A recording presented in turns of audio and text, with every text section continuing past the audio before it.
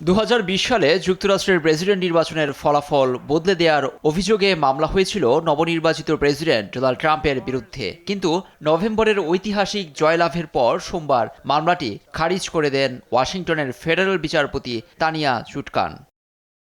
ট্রাম্পের বিরুদ্ধে ফৌজদারি অভিযোগ এনেছিলেন যুক্তরাষ্ট্রের বিশেষ প্রসিকিউটর জ্যাক স্মিথ। দেশটির বিচার বিভাগের নীতি অনুযায়ী রাষ্ট্রপতির বিচার করা নিষিদ্ধ, এমন বাস্তবতায় অভিযোগ প্রত্যাহার করতে বললেন ফেডারেল বিচারপতি। তাই মামলা খারিজে আদালতের প্রতি আহ্বান জানান বিশেষ প্রসিকিউটর।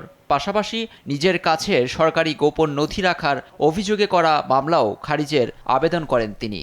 দ্বিতীয় মেয়াদ শেষে অভিযোগগুলো ফের দাখিল করা যাবে এমন আদেশ দিয়ে চলমান মামলাগুলো খারিজ করে দেন বিচারক।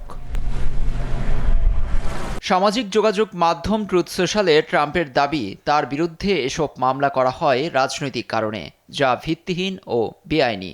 একই কথা ট্রাম্পের ভাইস প্রেসিডেন্ট হতে যাওয়া জেডি ভ্যান্সেরও। সামাজিক যোগাযোগ মাধ্যমে তিনি লেখেন, এই মামলাগুলো সব রাজনৈতিক। ট্রাম্প নির্বাচনে পরাজিত হলে তাকে জীবনের বাকি সময়টা কারাগারে কাটাতে হতো।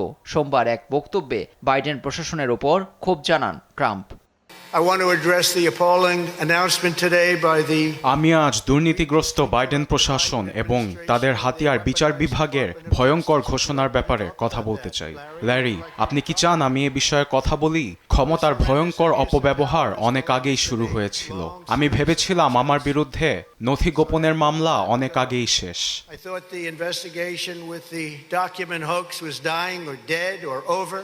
প্রেসিডেন্ট হিসেবে প্রথম মেয়াদ শেষের পর দুটি ফেডারেল মামলা এবং এ সংশ্লিষ্ট শতাধিক ফৌজদারি অভিযোগের মুখোমুখি হন ডোনাল্ড ট্রাম্প। ফের প্রেসিডেন্ট নির্বাচিত হওয়ার পর মামলাগুলো খারিজে বাধ্য হয় যুক্তরাষ্ট্রের বিচার বিভাগ।